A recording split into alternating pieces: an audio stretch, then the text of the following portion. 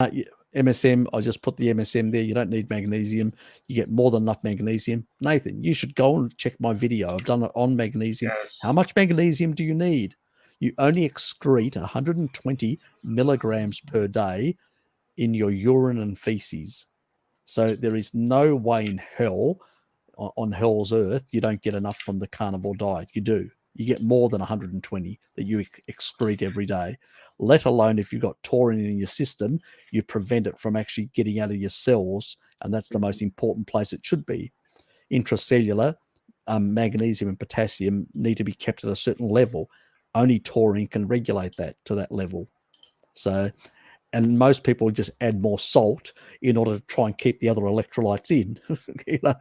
That's the only reason why they do it. But if they just basically added more taurine, it would regulate all that, and then you just put salt to taste. And then it doesn't really matter whether you put too much or too little salt. The body at the kidney level will say, we've got too much salt, let's dump it. We've got too little salt, let's recycle it and keep it. And that's why your antidiuretic hormones upregulate. You need less water hydration, but also your sodium sort of your desire for sodium also comes down a bit. So I've noticed. Yeah. I've noticed as well. I used to salt more. I salt less now because when I do salt, I feel a very salty. It's very salty, this food, because I'm not losing as much sodium, as I was losing in the past when I was doing keto. I was losing massive. I mean, I couldn't hold on to it at all. Now with the taurine, it's not a non-issue. So, and that, it just shows why tribal people don't hydrate with water. They're out there hydrating with fat. They don't have a water bottle at all. And only when they desperately need a bit, what do? They actually take, because going into a river is very dangerous. You can actually get eaten by a crocodile.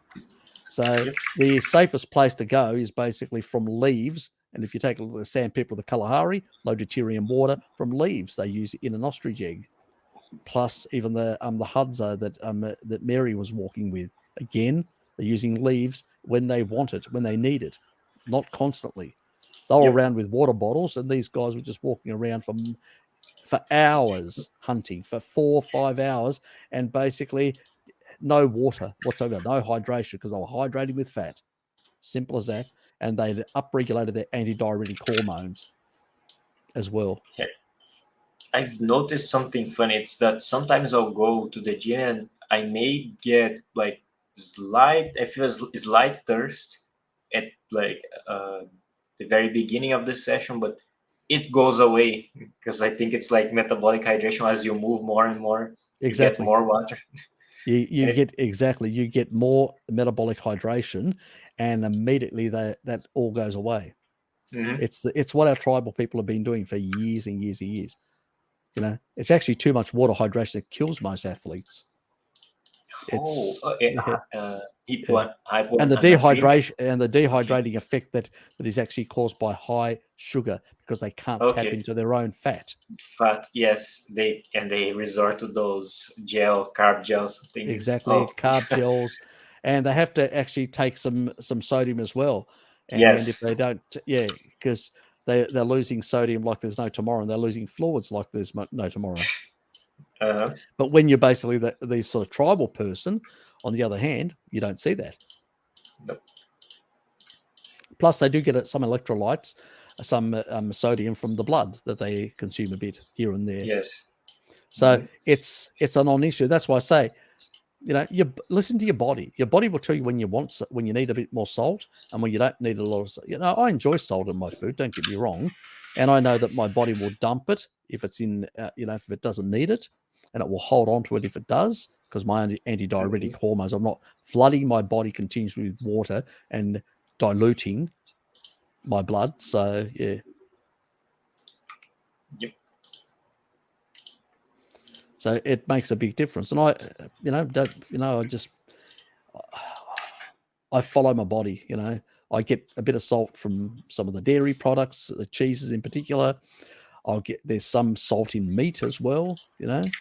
Yep. So all animal foods have salt. Don't get me wrong, because all animals basically require salt, so they have it in their tissue. So it's a non-issue. I think the big player is taurine that is regulating the electrolytes. That's where it is. And then it doesn't really matter if you consume a bit more or a bit less or whatever. If you're under consuming salt, your body will tell you. If you're over consuming salt, your body will tell you. It's usually if you're basically just getting enough, your body will just regulate that, and with a taurine at the kidney level, and you just won't even notice anything. It'll just Yep. be cruising along. So the excess, once you upregulate antidiuretic hormones and you don't consume as much water, exogenous hydration, as I call it, then your body usually regulates the electrolytes, all those things. And so the requirements sort of go down.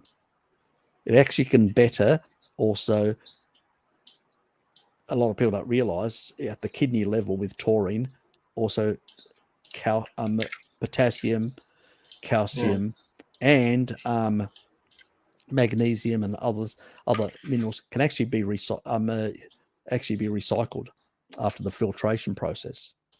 Mm-hmm. So as long as those antidiuretic hormones are being upregulated, you're not flooding your body with so much water that, as I say, salt, water goes where, salt and water sort of follow each other in a sense. Mm-hmm.